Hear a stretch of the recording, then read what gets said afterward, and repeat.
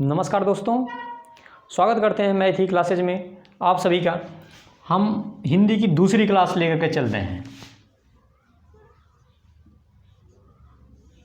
मैंने क्लास 1 का आपको पढ़ा दिया, अब ये क्लास दूसरा क्लास में हम ये वेरी आपका बहुत ही मोस्ट इम्पॉर्टेंट जो है आप टॉपिक आज का क्लास है। और इस क्लास को सभी लोग अच्छे से स्टडी करिएगा, क्योंकि यहाँ से आपका 2 प्रश्न 3 प्रश्न सभी परीक्षाओं में पूछता है। और हम आपको जहाँ भी जैसे परीक्षाओं में जहाँ भी जैसे पूछा गए सारे प्रश्न हैं, सारे प्रश्नों का हम आपको बारी से जिक्र करते हुए चलेंगे।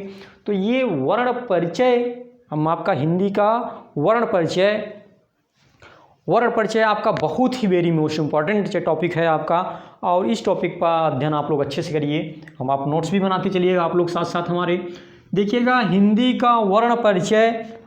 अब हिंदी का वर्ण परिचय हम पढ़ते हैं तो सबसे पहले हम जानेंगे कि वर्ण क्या है, इसके कितने भेद हैं, कौन कौन से हैं। तो वर्ण परिचय, तो सबसे पहले हम देखते हैं कि वर्ण क्या है। तो वर्ण होता है कि भाषा की सबसे छोटी इकाई। क्या होता है, हम लिखते चल रहे हैं, आपको समझाते भी चलेंगे, आप लोग भी साथ साथ लिखते रहिएगा। भाषा की सबसे छोटी इकाई, या इसी को कह सकते हैं लघुत्तम इकाई,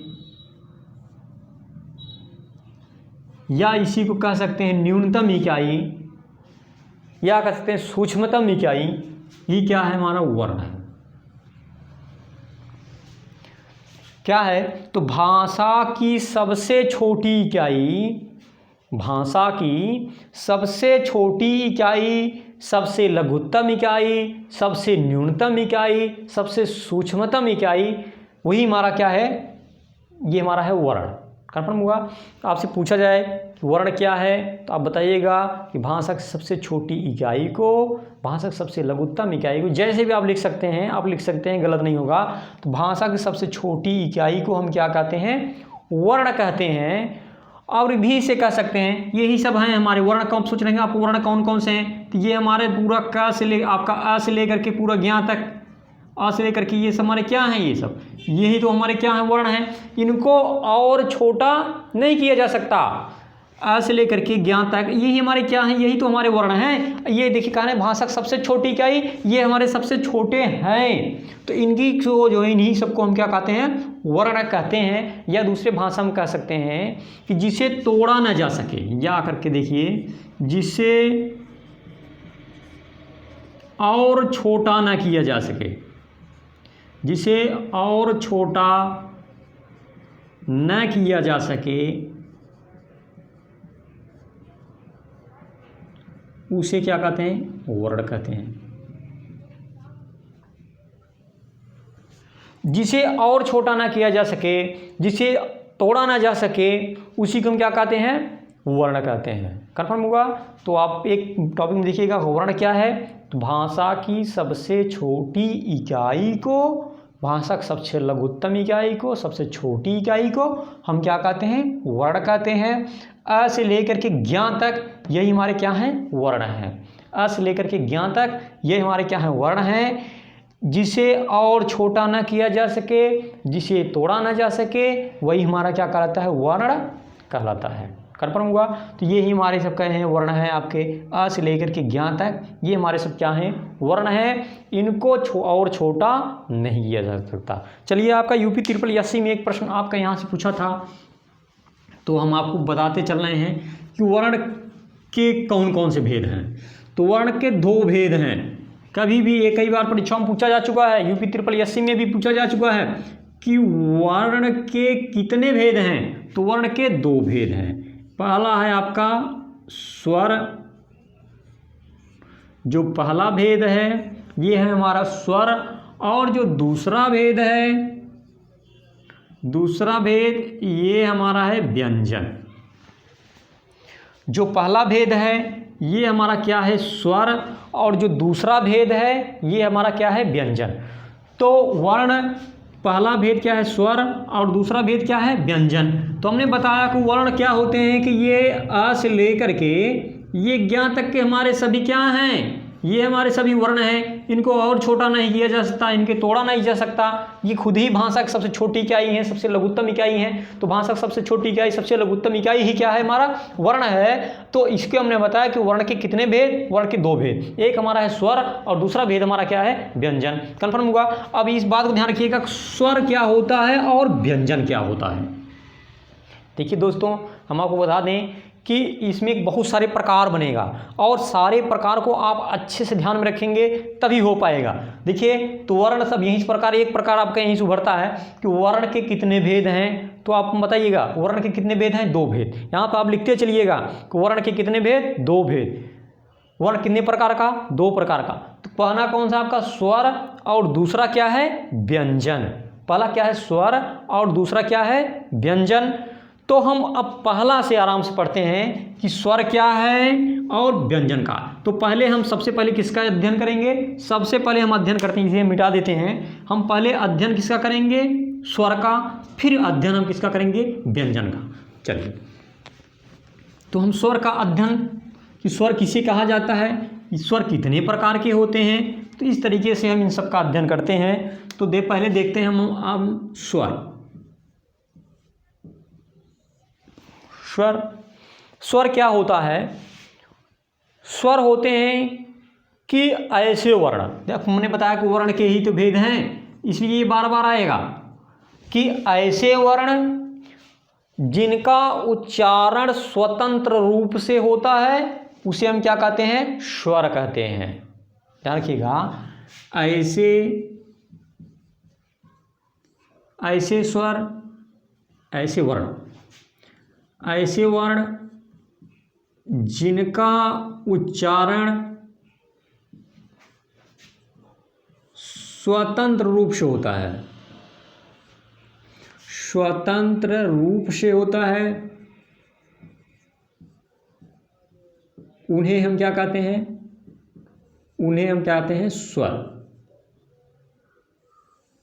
परिभाषा देखिए, कई बार परीक्षा आप लिखने के लिए दे देगा आपको, तो लिखने के लिए आप अच्छे से आप जानते रहिएगा तभी हो पाएगा कि स्वर क्या है। तो ऐसे वर्ण या अक्षर जिनका उच्चारण स्वतंत्र रूप से होता है उन्हें हम क्या कहते हैं, स्वर कहते हैं। लेकिन व्यंजन में ऐसा नहीं होता, व्यंजन का उच्चारण स्वतंत्र रूप से नहीं होता। व्यंजन के उच्चारण में हमेशा किसकी आवश्यकता पड़ती है, स्वर की आवश्यकता लेनी पड़ती है। स्वर की सहायता के साथ ही व्यंजन का उच्चारण होता है। तो आप जानिएगा जो स्वर होता है इसे क्या कहते हैं कि ऐसे वर्ण जिनका उच्चारण स्वतंत्र रूप से हो, ऐसे वर्ण जिनका उच्चारण स्वतंत्र रूप से हो, स्वतंत्र रूप से बोले जाते हों, उन्हें हम क्या कहते हैं, स्वर कहते हैं। इनके उच्चारण में किसी दूसरे वर्ण या अक्षर की सहायता की आवश्यकता नहीं पड़ती है। तो ये देखिए, जैसे हमारे स्वर कौन कौन से हैं, तो आ, छोटी ई, बड़ी ई, छोटा ऊ, बड़ा ऊ, ऋषि, ए, ऊ, औ, अंग, अ। ये हमारे क्या है, स्वर। तो इनके उच्चारण में किसी दूसरे वर्ण या अक्षर की सहायता की आवश्यकता नहीं पड़ती है। ये हमारे कैसे हैं, स्वतंत्र हैं। अ, आ, ई, उ, ए, ओ, औ, अंग, अह, इनके उच्चारण में किसी दूसरे वर्ण या अक्षर की सहायता की आवश्यकता नहीं पड़ती है। ये स्वतंत्र हैं और स्वतंत्र रूप से जो बोले जाते हैं वही क्या कहलाते हैं, वही स्वर कहलाते हैं। कि ऐसे वर्ण जिनका उच्चारण स्वतंत्र हो, ऐसे वर्ण जो स्वतंत्र रूप से उच्चारित होते हैं उन्हीं को हम क्या कहते हैं, वर्ण। अब हमने लिखवा भी दिया है कि ऐसे वर्ण जिनका उच्चारण स्वतंत्र रूप से हो, किसी दूसरे वर्ण या अक्षर की सहायता का आवश्यकता नहीं पड़ती, उन्हें हम क्या कहते हैं, स्वर कहते हैं। कन्फर्म होगा। तो ये हमारे स्वर हैं, इनके उच्चारण में किसी दूसरे, आप थोड़ा सा यहाँ पे व्यंजन देख लीजिएगा, अभी हम आपको व्यंजन बताते हैं, फिर भी यहाँ पे आप व्यंजन को ध्यान में रखिएगा तो आप ये स्वर और व्यंजन का मैटर आपको समझ में आ जाएगा। जैसे व्यंजन क्या होते हैं कि स्वरों की सहायता से, स्वरों की सहायता से बोले जाने वाले वर्ण, बोले जाने वाले वर्ण व्यंजन कहलाते हैं।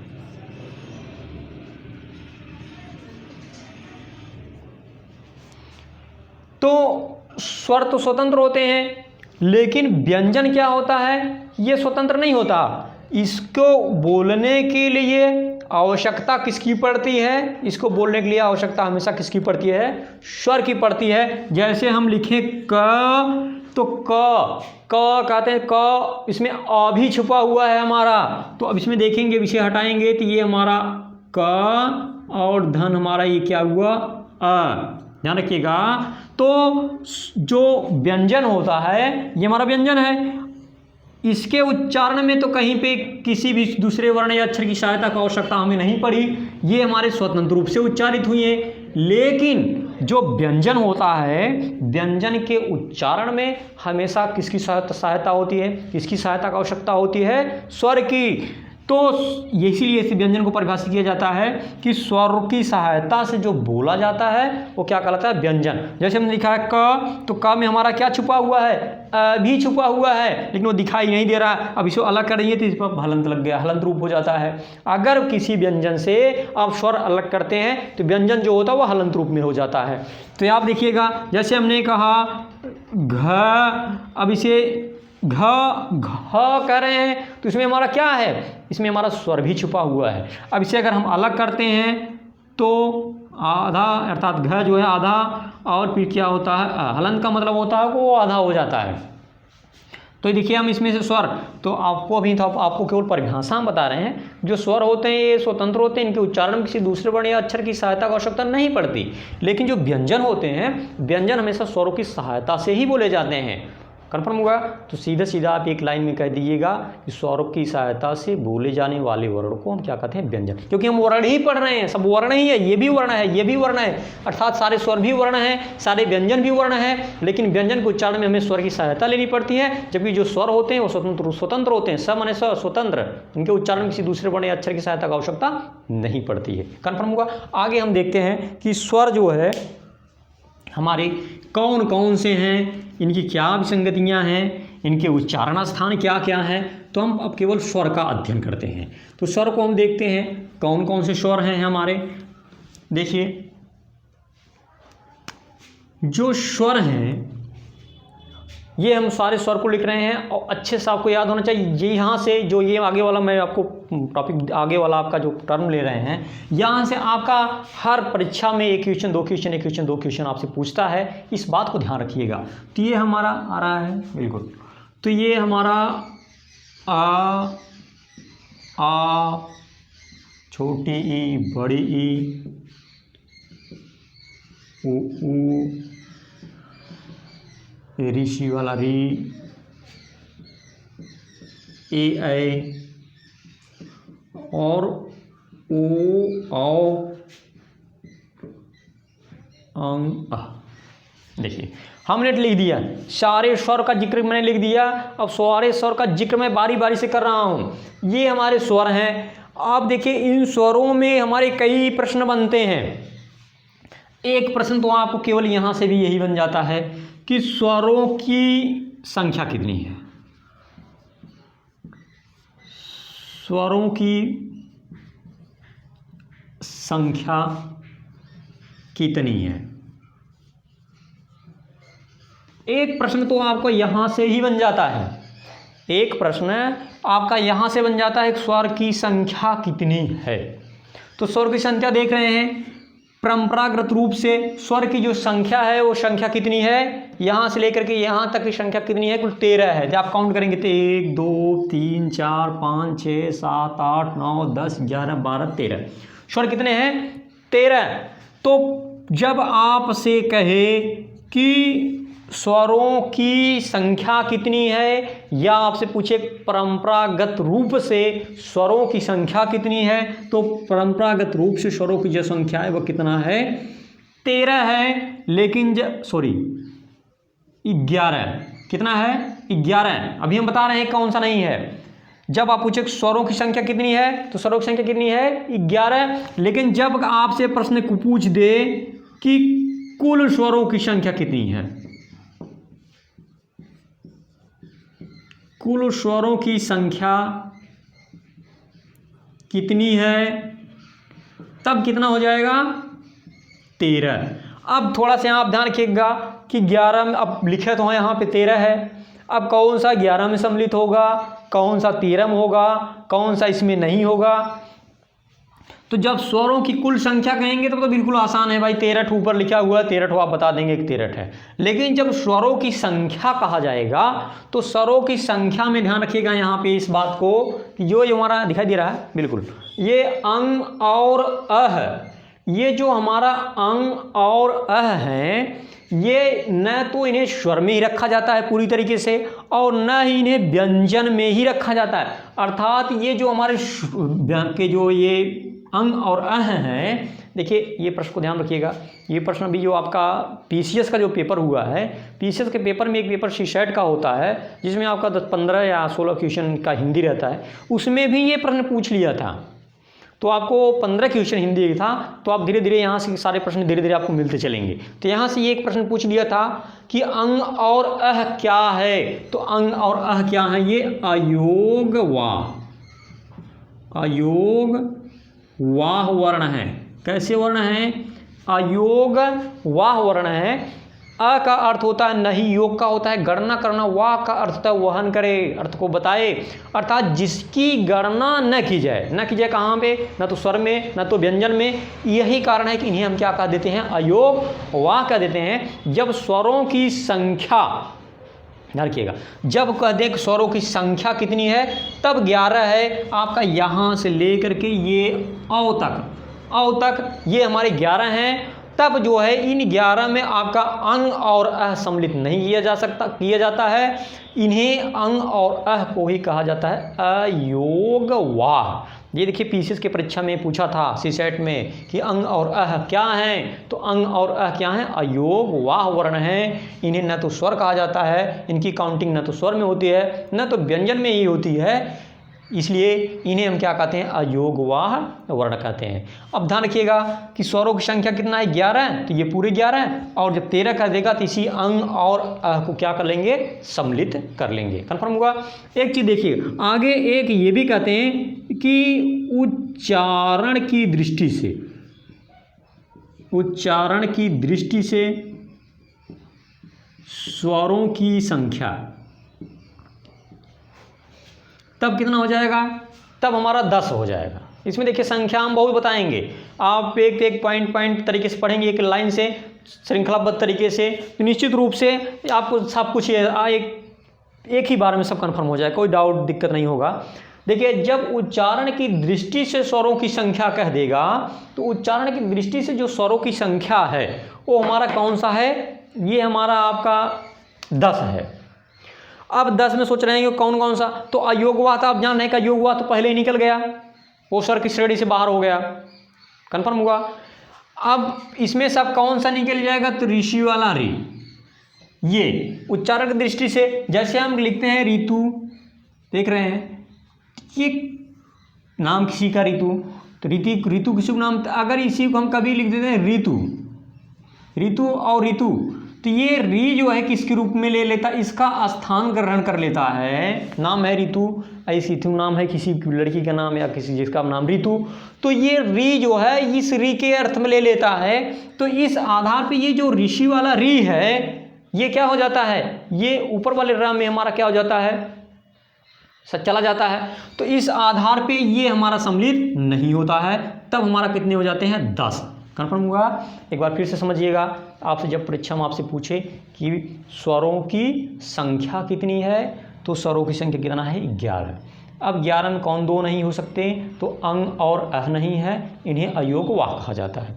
अब स्वरों की कुल संख्या, केवल कुल कह दे तब, कुल कह दे तब सबको जोड़ लीजिएगा, कुल स्वरों की संख्या कितना है, परंपरागत तरीके से, परंपरागत रूप से स्वरों की कुल संख्या कितनी है, तो कुल संख्या कितना है 13। और जब आपको कह दे कि उच्चारण की दृष्टि से स्वरों की कुल संख्या कितनी है, तो आप बता देंगे 10 है उच्चारण की दृष्टि से 10। अब 10 में कौन सम्मिलित नहीं होगा, 10 में ये ऋषि वाला री जो होता है, ये ऋषि वाला री जो है को सम्मिलित नहीं किया जाता है। कन्फर्म हुआ। हम आगे देखते हैं स्वरों का उच्चारण स्थान। इसे आप देखिए ये बार बार पूछा जाता है, कौन सा योगवाह वर्ण है, तो अंग और अह अयोगवाह वर्ण है। हमने अभी बताया पीसीएस में अभी ये पूछा है, सीसेट के पेपर में, ध्यान रखिए। तो अब देखिएगा स्वरों का उच्चारण स्थान, अगला देखिएगा स्वरों का उच्चारण स्थान। इस हेडिंग का क्या आशय है, स्वरों का उच्चारण स्थान का आशय होता है कि कौन सा वर्ण कहाँ से उच्चारित होता है। कुछ वर्ण होते हैं जिनके उच्चारण में क्या होता है कि आवाज़ कहाँ से निकली थी, हमारे कंठ से, गले से आवाज़ निकली थी, तो इसलिए हमने क्या कहते हैं कंठ ध्वनि, कंठ कहते हैं। और भैया कुछ लोग कुछ वर्ण होते हैं जिनका उच्चारण जीवा तालु से हो, अर्थात कंठ के साथ साथ तालु से होता है। तो कुछ का उच्चारण करते समय ओठ कार्य करता है, कुछ का उच्चारण करते हैं जिह्वा दांत को छू देती है। तो इस तरीके से जो भी आपका जो भी जैसे जैसे होगा, तो इस तरीके से हम आपको लिखते दिखाए चल रहे हैं आपको। तो जिसमें अ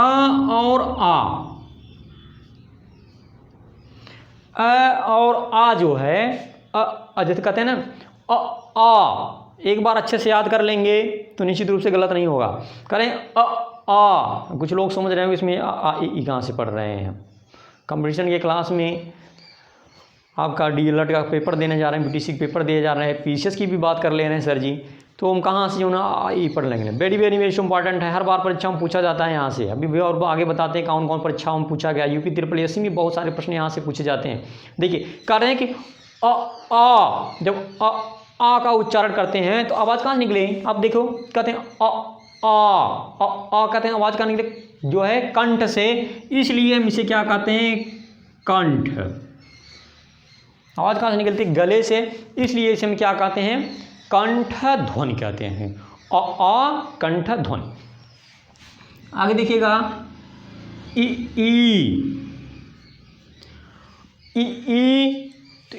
क्या है, ई ताल।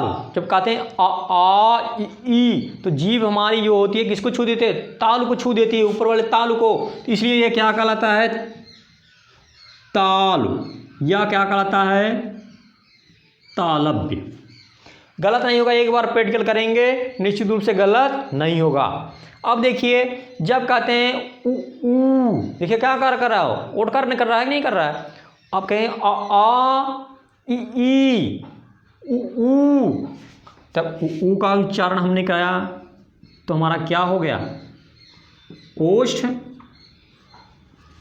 चलिए यहाँ तक तो सामान्य था। अब आगे वाला जो है ये बहुत बार पूछा गया प्रश्न है। आगे देखते हैं ऋषि वाला री। जब री का उच्चारण करते हैं, री आ ई ऊ री, जब री का उच्चारण करते हैं जो हमारी जीभ होती है, जीभ हमारी तो मुड़ जाती है। री का उच्चारण करते हैं जीभ हमारी मुड़ती है, मुड़ने के कारण ही, जीवा के मुड़ने के कारण ही इसे हम कहते हैं मूर्धा। ध्यान रखिएगा मूर्धा का अर्थ ही होता है मुड़ना। तो जीवा हमारी क्या करती है, मुड़ जाती है, जो मुड़ जाती है तो उसे हम मूर्धा कह देते हैं। आगे देखिएगा ए आई, ये आपका वेरी वेरी मोस्ट इंपॉर्टेंट, यहाँ से आप ध्यान रखिएगा, ये बार बार परीक्षाओं में पूछे गए हैं। ए आई कौन सा क्या है इसका उच्चारण स्थान। जब ए आई का उच्चारण स्थान करते हैं, ए तो आवाज कहाँ निकल रही है, कंठ से, कंठ से प्लस, कंठ से तो निकल रही है, प्लस साथ ही साथ जिह्वा हमारी किसको छू देती है, ताल को छू देती है। ध्यान रखिएगा, इसलिए इसे क्या कहा जाता है कंठ, और प्लस क्या कहा जाता है ताल या तालव्य। जब हम ए का उच्चारण करते हैं, ए का उच्चारण जो है कि आवाज कंठ से तो निकलती है गले से, लेकिन कंठ से निकलने के साथ ही जीवा तत्क्षण किसको छू देती है, ताल को छू देती है, इसलिए इसे हम क्या कहते हैं कंठ और ताल। अब हमारा है ओ, देखिए ओ तो आवाज़ यहाँ से निकल रहा कंठ से, और साथ ही साथ हमारा क्या हो गया, ओठ भी हो गया, कार्य कर रहा है। तो ओ तो ये हमारा क्या हुआ, कंठ और प्लस क्या हुआ, ओष्ठ। इसलिए कभी कभी किताब दे देता है, कहीं कहीं किताबों में आपको दे दिया एक लाइन में दे कंठोष्ठ संधि इसका करेंगे तो ये क्या हो जाएगा आपका कंठोष्ठ। कंठोष्ठ। अब देखिए क्या बचा है आपका कहते हैं अंग अह जो होता है आवाज कहाँ से, कंठ से, इसका भी क्या हो जाएगा हमारा कंठ। अब अंग जो है अंग, तो ये आवाज़ कहाँ निकलती, नाक से। अंग का जब करते हैं अंग तो आवाज़ कहाँ से निकलती है, नाक से निकलती है। इसे नासिका कहा जाता है। इसलिए क्या कहा जाता है, नासिका। क्या कहा जाता है, इसे कहा जाता है नासिका। ये वेरी वेरी मोस्ट इंपॉर्टेंट है, यहाँ से आपको सबको अच्छे से याद होना चाहिए। अगर आपसे पूछे कि बताइए स्वरों का उच्चारण स्थान में किस प्रकार से है, तो अ क्या है, कंठ है, ये हमारा तालु है, उ हमारा ओष्ठ है, ए हमारा कंठ तालु है, ओ कंठ ओष्ठ है, और अ जो है हमारा कंठ है, और अंग जो है हमारा नासिका है। इसमें से आप इन तीनों को अच्छे से खूब याद करिएगा। ये सब जो है बार बार परीक्षाओं में आपसे पूछे जाते हैं, तो इन हमें अच्छे से लग रहा है कि लगभग सबको तैयार हो गया होगा। तो ये आगे वाले हम टॉपिक पे चलते हैं, अगला देखते हैं। चलिए, अगर क्लासेज ऑफलाइन रही होगी तो मैं आपका बहुत सारा टेस्ट पेपर करा देते हैं। इसमें जो जितने भी परीक्षाएँ पूछे गए सारे प्रश्न एक साथ में एक कलेक्ट करके, फिर भी जितने भी प्रश्न होगा सबको हम रिवाइज भी करा देंगे। इसमें आगे देखिएगा, ये जो स्वर, इसमें से कुछ स्वर हैं जो मूल स्वर हैं। मूल स्वर कौन कौन से हैं, मूल स्वर कौन कौन से हैं, तो मूल स्वर हमारे हैं छोटा अ, छोटा मतलब एक मात्रा, छोटा आ कहेंगे तो एक मात्रा समझिएगा, बड़ा आ कहें तो दो मात्रा, छोटा ये छोटी ई, छोटा उ और ऋषि का रि। ये हमारे कैसे हैं, ये हमारे चार जो है मूल स्वर हैं।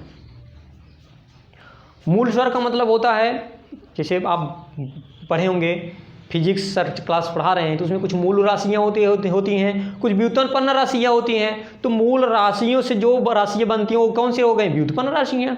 तो मूल राशि ये हमारे कौन से मूल स्वर हैं। इन्हीं स्वरों की सहायता से और स्वर हमारे बनते हैं। तो ये हमारा कौन सा है, मूल स्वर। तो मूल स्वर कौन कौन से हैं, छोटा अ, छोटी ई, छोटा और ऋषि वाला रि। कभी अगर इनकी संख्या पूछ दे तो कौन है, चार संख्या है, देखना जैसे संख्या पे ध्यान रखते रहिएगा। इनकी संख्या कितना है, मूल स्वर कितने हैं, तो चार। लेकिन अब देखिए, अब कहें कि इनको नहीं कहा गया, तो ये हमारे जो एक होता है संध्य स्वर या संध्याक्षर कर दीजिए। तो ये संध्याक्षर में कौन कौन के, बड़ा आ, देखिए बड़ा आ, बड़ी ई, बड़ा ऊ। देखिए री भी था लेकिन अब री हट गया क्योंकि हिंदी वर्णमाला से इसे हटा दिया, नहीं तो इनकी संख्या 14 थी जो ये आपको दीर्घ री ये पढ़ते थे। ये संस्कृत में है, संस्कृत में चला गया, लेकिन ये हिंदी से निकाल दिया गया। तो देखिए क्यों, क्योंकि जब हम आपको संधि बताएंगे तो उसमें हम आपको बताएंगे कि छोटा आ मिलकर के क्या कर देता है, बड़ा आ का निर्माण कर बन जाता है। छोटी में बड़ी ई, छोटा ऊ मिलकर के क्या बन जाते हैं, बड़ा ऊ बना देते हैं। तो ये हमारे संध्या स्वर होते हैं। संध मतलब कि ऐसे वर्ण जो सजातीय स्वरों से मिलकर के बने हुए, ऐसे स्वर जो अपने सजातीय स्वरों से मिलकर के, अर्थात अ के बाद अ मिला तो आ बन गया। लिखते चलना है, अ के बाद अ प्लस अ बना, यहाँ पे छोटी ई प्लस छोटी ई, यहाँ पे हमारा छोटा ऊ प्लस छोटा ऊ। तो इस प्रकार से हमारा बन गया। तो किस प्रकार से हमारा बन गया, ये हमारा संध स्वर। आगे भी है आपका एक संयुक्त स्वर, संयुक्त स्वर। लगभग हम कुछ छोड़ तो नहीं रहे हैं, क्रमबद्ध तरीके से पूरा बताते चले हैं। आप एक बार वीडियो को अच्छे से देखिएगा, अपने मित्रों को दोस्तों को भी शेयर करिएगा, जिससे वो भी अपना लाभ, उनका भी लाभ हो। देखिएगा संयुक्त स्वर क्या होते हैं, संयुक्त, यहाँ तो देखिए सजाती मिलते थे, सजाती स्वर, लेकिन यहाँ पे क्या होगा, विजातीय स्वरों का कि दो असमान स्वर मिलकर के, लिख दे रहे हैं, दो असमान स्वर मिलकर के दो असमान स्वर मिलकर संयुक्त स्वर बनते हैं या संयुक्त स्वर कहलाते हैं। तो दो असमान स्वर मिलते हैं, तो दो असमान स्वर जब मिलते हैं तो क्या बन जाते हैं हमारे संयुक्त स्वर। और ये संयुक्त स्वर की संख्या कितनी है? 4। कई बार ध्यान पूछा जाए तो ध्यान रखिएगा, यहाँ पे हम लिख दे रहे हैं कि ए आए ओ आओ। देखिए यहाँ से भी कई बार परीक्षाओं में पूछा जा चुका है कौन सा किससे किससे मिलकर के बना है। तो ये ई अ प्लस ई का मेल हुआ, अ प्लस ई के मेल से ये हमारा क्या बना? ए। आगे है अ प्लस ए से अ प्लस ए बना, तो हमारा क्या हुआ? ए। और अ प्लस ऊ, तो अ प्लस ऊ तो हमारा क्या हो गया? ओ। और अ प्लस ओ ये हमारा क्या हो गया? औ। एक बार फिर लेते हैं पीछे बैक। हमने आपको बताया कि मूल स्वर क्या है। तो मूल स्वर होते हैं जो परंपरागत तरीके से थे। तो ये आपके मूल स्वर में 4 हैं, छोटा छोटी ई, छोटा ऊ और ऋषि वाला री। ये हमारे कौन से हैं? मूल स्वर, इनकी संख्या 4। संधि अक्षर या संधि स्वर कौन कौन से हैं जो संधि के में बने हैं? तो बड़ा आ, बड़ी ई, बड़ा ऊ, ये हमारे कैसे हैं? संधित स्वर। तो देखिए यहाँ से हमारा हो गया ये। आगे देखिए ए ऐ ओ औ, ये हमारे कैसे हैं? संयुक्त स्वर। संयुक्त स्वर किसे कहा जाता है? तो संयुक्त स्वर होते हैं एक ऐसे स्वर जो दो असमान स्वर, देखिए समान स्वर हैं मिले नहीं है ना, अ है तो ई है, अ है तो ए है, अ है तो ऊ है, अ है तो ओ है। तो असमान स्वर से मिले हैं। इसी असमान स्वर से मिलने के ही कारण हम इन्हें क्या कहते हैं? संयुक्त स्वर कहते हैं। तो दो असमान स्वर से मिल करके हमारा क्या बनते हैं? तो संयुक्त स्वर बनते हैं। इनको आप अच्छे से याद होने चाहिए सबको, कौन कौन सा संयुक्त स्वर है, किन से मिला हुआ है, संयुक्त स्वर किसे कहा जाता है, स्वर किसे कहा जाता है, इस तरीके से कौन सा उच्चारण स्थान किसका क्या है, हमने आपको सब कुछ बता दिया। ये आपको सब कुछ जुबानी हो जाना चाहिए, कन्फर्म हुआ। आगे चलिए, अब हम देखते हैं स्वर के प्रकार। स्वर के प्रकार, देखिए स्वर भी कई प्रकार का होता है। स्वर कई प्रकार का होता है। अब हम अध्ययन करते हैं स्वर के प्रकार। वर्ण के प्रकार हमने पढ़ा, अब हम स्वर के प्रकार में देखते हैं। तो जो पहला होता है हमारा, पहला क्या होता है? तो स्वर के कई भागों हमने बताया, कई भागों में। तो यहाँ पे है उच्चारण। पहला जो है ये उच्चारण या मात्रा के आधार पे,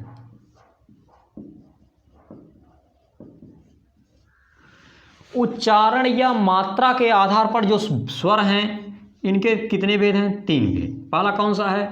तो पहला है आपका ह्रस्व स्वर। जो दूसरा है ये हमारा दीर्घ स्वर। जो तीसरा है ये हमारा कौन सा है? प्लूत स्वर। कन्फर्म हुआ? एक एक हम पढ़ते चलते रहे हैं। अभी हमने ये एक टॉपिक पढ़ा है इसका कि स्वर का भेद जो है उच्चारण या मात्रा के आधार पे, उच्चारण काल के आधार पे। कभी पूछे आपके उच्चारण काल के आधार पर स्वर के कितने भेद हैं? तो 3 भेद हैं। कौन कौन सा है? ह्रस्व स्वर, दीर्घ स्वर और प्लूत स्वर।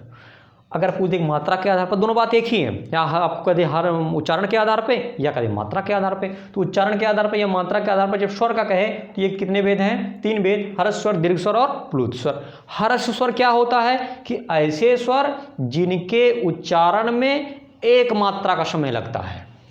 कितना मात्रा लगता है भैया? एक मात्रा का समय। एक मात्रा का समय लगेगा। तो एक मात्रा के समय के कारण ही, एक मात्रा के समय के कारण ही हम इसे क्या कहते हैं? एक मात्रिक स्वर या इसी एक मात्रिक स्वर को हम कहते हैं ह्रस्व स्वर। तो ह्रस्व स्वर में कौन कौन से आपका छोटा अ, छोटी ई, छोटा ऊ और ऋषि वाला रे। ये हमारे 4 कैसे हैं ह्रस्व स्वर। ह्रस्व स्वर ऐसे स्वर जिनके उच्चारण में एक मात्रा का समय लगता है, उन्हें हम क्या कहते हैं ह्रस्व स्वर कहते हैं। दीर्घ स्वर, दीर्घ स्वर क्या होता है, दीर्घ माने देखिए बड़ा होता है। तो अब यहाँ पे कितना समय लगेगा, 2 मात्रा का समय, 2 मात्रा का समय। तो ऐसे स्वर जिनके उच्चारण में 2 मात्रा का समय लगता है, 1 मात्रा का समय लगा था ह्रस्व स्वर, 2 मात्रा का समय लगा तो दीर्घ स्वर। तो 2 मात्रा का समय, तो इसमें आपका क्या हो जाएगा, बड़ा आ, बड़ी ई, बड़ा ऊ, ए और ओ। ध्यान रखिएगा कभी कभी आपको आ, यहाँ थोड़ा सा इसके बारे में जिक्र कर दिया, नहीं तो आप सोचेंगे आ है, आ पे अर्धचंद्राकार बिंदु लगा हुआ है, यहाँ ऐसे आप लिख दे रहे हैं। देखिए आ पे अर्धचंद्राकार, इसको भी कभी कभी इसको भी दीर्घ, कभी कभी क्या ये दीर्घ स्वर में ही सम्मिलित किया जाता है, क्योंकि ये जो स्वर है ये हमारा आगत स्वर है। ये कैसा है, आगत स्वर। ये आपका टेट में पूछा जा चुका है कि निम्न में से कौन सा आगत स्वर है। तो आ होता है, इस पे अर्धचंद्राकार बिंदु होता है। तो अर्धचंद्राकार, तो ये आगत स्वर। आगत का मतलब होता है आया हुआ, बाहर आया होगा, नहीं बाहर से आया होगा। बाहर से मतलब कि ये जो इसकी जो मात्रा है, कि इसकी मात्रा क्या होता है, हम लगा दे लिख दे रहे हैं। तो ये आ वाला मात्रा ही होता है, ये मात्रा आ वाला ही होता है, लेकिन इस पर ये अर्धचंद्राकार बिंदु लग जाता है। तो ये इस जो आगत स्वर होता है, इसका प्रयोग जो है अंग्रेजी वर्णों पे किया जाता है। जैसे हम आपको दिखा रहे हैं, जैसे लिखते हैं डॉक्टर, तो ये वाला ठीक है ना, डॉक्टर लिख दिए। जैसे लिख दिए डॉल, जैसे लिख दिए बॉल। तो ये आगत स्वर। तो ये आगत वाला जो स्वर है, यह स्वर भी किसके अंतर्गत आता है, दीर्घ स्वर के अंतर्गत आ जाता है। आगे देखिए प्लूत स्वर। अब देखिए यहाँ 1 मात्रा था, यहाँ 2 मात्रा, यहाँ 3 मात्रा। यार रटने की कोई जरूरत नहीं है। ह्रस्व होगा तो 1 मात्रा, दीर्घ होगा 2 मात्रा, प्लूत होगा 3 मात्रा। रटेंगे तो भूल जाएंगे। प्लूत स्वर में कितने, 3 मात्रा। 3 मात्रा आप सीधा कह सकते हैं कि 3 मात्रा का समय। देखिए ये पूछा जा चुका है भाई, टेट में ये प्रश्न पूछा जा चुका है। तो प्लूत स्वर किसे कहा जाता है, तो ऐसे स्वर, देखिए भाई स्वर ही तो पढ़ रहे हैं, तो ऐसे स्वर जिनके उच्चारण में 3 मात्रा का समय लगता है, उन्हीं को हम क्या कहते हैं, प्लूत स्वर कहते हैं। क्या कहते हैं, उन्हें हम प्लूत स्वर कहते हैं। अब देखिए प्लूत स्वर कह दिए, तो प्लूत स्वर का प्रयोग देखिए, ऐसा कोई वर्ण बताओ जो प्लूत स्वर का हो। स्वर में जितना बताइए मैंने आपको बता दिया, लगभग यहाँ पे भी लिख दिया, यहाँ पे लिख दिया। ऐसा कोई भी वर्ण नहीं है हिंदी में जो हमारा प्लूत स्वर है, ऐसा कोई भी वर्ण नहीं है। लेकिन हाँ, प्लूत स्वर का प्रयोग होता है, दिखाई दे रहा है। प्लूत स्वर का प्रयोग कुछ जगहों पर होता है। कहाँ कहाँ होता है, जैसे नाटक में हो गया, कहानी में, दूर स्थित किसी व्यक्ति को पुकारने में।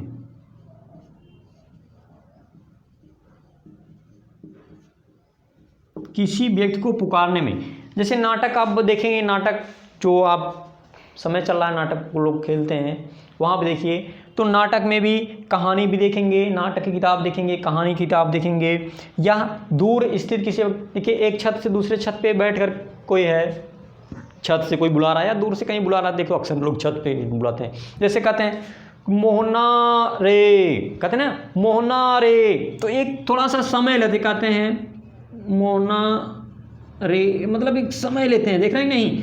तब यहाँ पे ये हमारा प्लूत स्वर का। अब इसमें अगर पूछ दिया जाए तो कौन सा स्वर होगा, प्लूत स्वर। कहते हैं ओम, ओम मतलब कि ज़्यादा समय लेते हैं, 2 मात्रा से ज़्यादा समय लगते हैं, कहते हैं ओम, काफ़ी समय लेते हैं। तो हम उसको इस तरीके से यहाँ से देखिए इसे बना देते हैं, 3 टाइप ऐसे बना देते हैं। तो अब ये हमें समझ में आता है। ओम लिखेंगे तो नहीं, अगर इसमें इस तरीके का मात्रा का चिन्ह का प्रयोग कर देते हैं, निश्चित रूप में हम समझ जाएंगे कि इसमें कौन सा प्रयोग हुआ है। तो कौन सा प्रयोग हुआ है, तो प्लूत स्वर का प्रयोग हुआ है। कन्फर्म हुआ। नाटक में भी राम जैसे चिल्लाते हैं, कहीं पे भी आप देखेंगे बच्चों को आप खिलाने नाटक वाटक खेलने के लिए जो है इस तरीके से देते हैं, जिसमें 2-3 पाई बढ़ा देते हैं, 2 पाई बढ़ा देते हैं, तो इस तरीके से ये समझा जाता है कि इसमें कौन सा प्रयोग किया गया है, नाटक कौन सा प्रयोग किया गया है, तो प्लुत स्वर प्रयोग किया गया है। तो नाटक में खेलने के लिए जब बच्चों को आप इस तरीके से आप इस चिन्हों का प्रयोग कहीं कहीं किताबों में आप बना के देंगे तो बच्चा समझ जाएगा, या अभी जो भी वयस्क वगैरह जिसको भी नाटक खेलने के लिए इस तरीके से किताबों में मिलेगा, इस तरीके से बना रहेगा, तो वो समझ जाएंगे कि इसमें मुझे क्या होगा, 2 मात्रा का ज़्यादा समय लेना पड़ेगा। ऐसे डायरेक्ट अब राम नहीं कह देंगे, बल्कि राम थोड़ा सा खिंचाव होगा, थोड़ा खींचेंगे, 3 मात्रा का समय लेंगे। कन्फर्म होगा। तो हमने बताया कि हर्ष स्वर ऐसे स्वर जिनके उच्चारण में 1 मात्रा का समय हर्ष, जिनके उच्चारण में 2 मात्रा का समय उन्हें हम दीर्घ स्वर, जिनके उच्चारण में 3 मात्रा का समय उनके हम प्लुत स्वर। प्लुत स्वर का प्रयोग जो है सामान्य तरीके से नहीं होता, बल्कि इनका प्रयोग नाटक में, कहानी में, दूर स्थित किसी व्यक्ति को पुकारने में आदि में इन सब का प्रयोग किया जाता है। चलिए नेक्स्ट हम चलते हैं।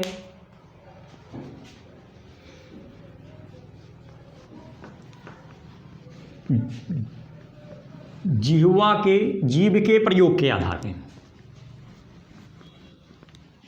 पर दूसरा हम देख रहे हैं, जीव के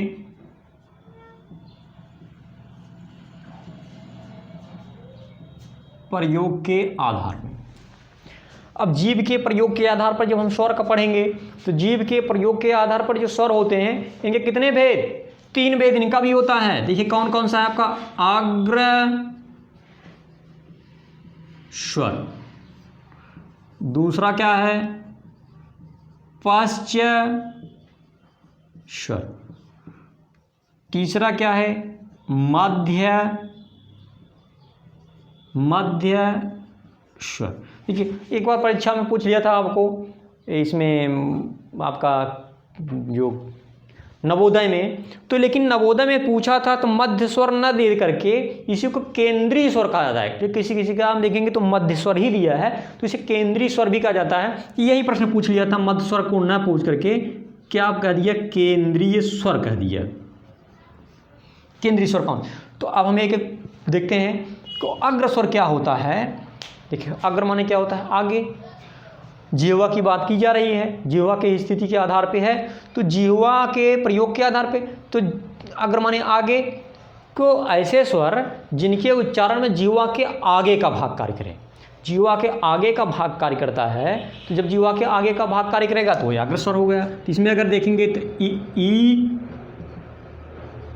ए ऐ, ये 4 हमारे कैसे हो गए, अग्र स्वर।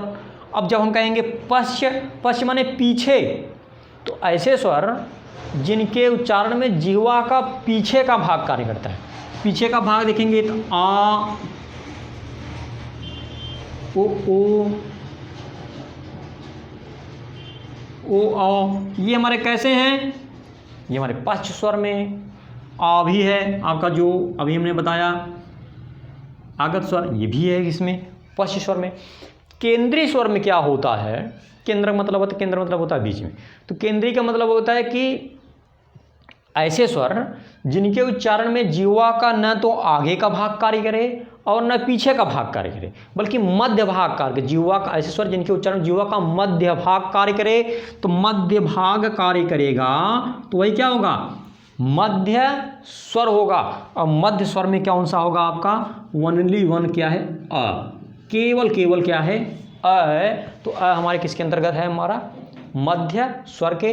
आप कभी भी अब इस तरीके से पूछा जाए आप अच्छे से बता दीजिएगा कि जीव के प्रयोग के आधार पर स्वर के कितने भेद हैं, तो 3 भेद हैं। कौन सा है, अग्र स्वर, पश्च स्वर, मध्य स्वर। अग्र स्वर क्या होता है, तो अग्र माने होता है आगे, ऐसे स्वर जिनके उच्चारण जिह्वा का आगे का भाग कार्य करता है अग्र स्वर, जिह्वा के पीछे का भाग कार्य करता है पश्च स्वर, जिह्वा का न तो आगे का न तो पीछे का बल्कि मध्य भाग कार्य करता है, तो हम क्या करते हैं, मध्य स्वर। इसी को हम केंद्रीय स्वर कहते हैं, जिसका उदाहरण केवल अ है और ई ए ऐ अग्र स्वर के हैं, बाकी जो बचते हैं वो हमारे किसके हैं, पश्च स्वर के हैं। कन्फर्म होगा। चलिए आगे हम इसी के चलते देखते हैं, आगे भी इसके भाग हैं, तीसरे पार्ट चलिए। तो ओठ की स्थिति के आधार पर,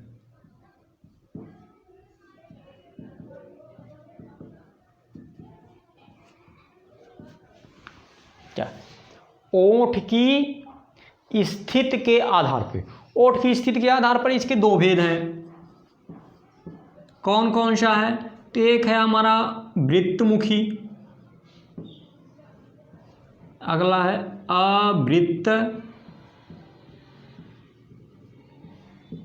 अवृत्तमुखी। दो भेद, एक हमारा वृत्तमुखी और जो हमारा अगला है वो कौन सा है? अवृत्तमुखी। वृत्तमुखी क्या होता है? वृत्तमुखी होता है कि ऐसे स्वर, वृत्त माने जो जानते हैं ना गोलाकार वाला वृत्त, वही है कि जब ऐसे स्वर जिनके उच्चारण में ओठ जो है, देख रहे हैं ना, ओठ की स्थिति है, ओठे की स्थिति पर आधार हो रहा है। जब ओठ गोलाकार या वृत्ताकार हो जाए, लेकिन उ ऊ ओ औ, तो ओठ हमारा वृत्ताकार गोलाकार हो जाता है, इसलिए इसे क्या कहते हैं? वृत्तमुखी। उ ऊ औ, ये कैसे हैं हमारे? वृत्तमुखी स्वर। और अवृत्तमुखी स्वर क्या है? अवृत्तमुखी तो ऐसे स्वर जिनके उच्चारण में ओठ वृत्ताकार गोलाकार नहीं होता है, वह बाकी सब हैं, यानी इनको छोड़ करके, ऊ को छोड़ करके जो सभी हैं वो सभी किस प्रकार के स्वर हैं? तो अवृत्तमुखी। कन्फर्म होगा? तो वृत्तमुखी होता है जिनके उच्चारण में ओठ वृत्ताकार या गोलाकार हो जाता है, उन्हें हम क्या कहते हैं? वृत्तमुखी। अब ओठ वृत्ताकार और गोलाकार नहीं होता है तो उन्हें हम क्या कहते हैं? अवृत्तमुखी स्वर। कन्फर्म होगा? एक स्वर का भेद इसमें और है, देखिए यहाँ से पढ़े हैं उच्चारण में मात्रा के आधार पर, अगला हमने पढ़ा तो जीभ के प्रयोग के आधार पे, अगला हमने जो पढ़ा तो ओठ की स्थिति के आधार पर, अगला जो आ गया आपका चौथे राउंड पे है वो चौथा वाला, चलिए यहाँ से मिटा दे रहे हैं आपको, जब समझते रहिएगा, यहाँ से हम आपको मिटा दे रहे हैं। अगला जो हमारा होगा वो होगा मुख द्वार खुलने के आधार पर। किस आधार पे भैया? तो मुख द्वार खुलने के आधार पे, ये चौथा वाला है, मुख द्वार खुलने के आधार पर। मुख द्वार खुलने के आधार पर जो स्वर के भेद हैं, इनके भी चार भेद हैं, जरा इनका देखिएगा ये कौन कौन से हैं। ये है विवृत स्वर, विवृत स्वर। जो अगला है अर्ध विवृत,